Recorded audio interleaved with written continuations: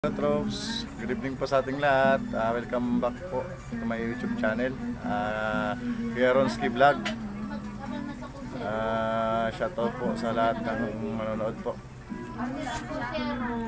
Huwag niyo pong kakalimutan lagi mag-subscribe, mag-share, and like. Mag-comment na rin po kayo kung kayo ay mayroong mga komento. Support po ng aking YouTube channel. Yan lang po, maraming salamat at God bless po. At ngayon po ay i-vlog ko kaming dalawang mag-ama tuwing andito ako sa bahay. At ito lang yung time na naibibigay ko sa aking anak araw-araw dahil ako po ay araw-araw pumapasok. At anak, ito po ang daming namin dalawa. Pagka kayo uwi ay ganito, laro. Nak, nak, hay ka nak, hay. Kenay. Nak, hay ka.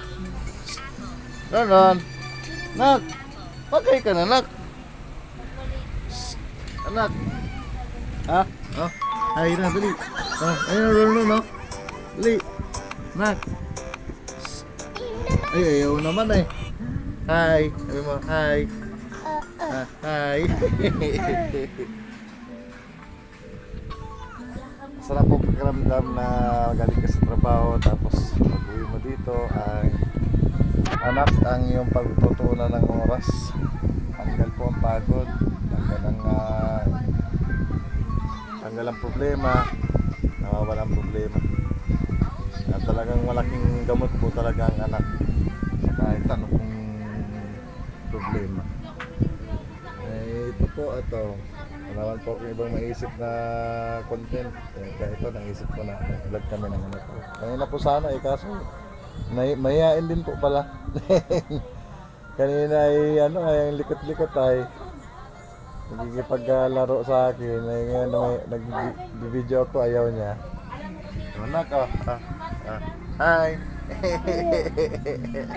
Huwag na. Huwag ka tayo naglalaro nga tayo. Dalawa nag-vlog tayo di ba? Opo. Shoutout po sa lahat ng ama dyan. Alam ko po na ganito rin ang nararamdaman nyo pag kayo galing sa trabaho. Nag-uwi kayo. Anak ang inyong pinagtutunan ng pansin para matanggal lang ng pagod. At yun po ay pasensya na po. Ito na po mga naano ko pa ngayon. Pero babawi po ako sa mga susunod na vlog. Siguro naman po ay iba naman ang ating i-vlog. Iba naman ang gagawin nating content. Mas maganda na po siguro na kahit konting halaga meron tayo para kahit pa paano ay makapagpapagin tayo ng tumutulong tayo sa kahit tayo mahirap, marami pong mas mahirap pa sa kalagayan ng buhay natin. Salamat na rin po tayo sa Diyos dahil kahit ganito hindi na tayo napapabayaan. Kompleto tayo kumain sa maghapon. Hindi katulad ng ibang tao na mas mahirap pa sa atin na halos hindi na kumakain, halos na walang makain.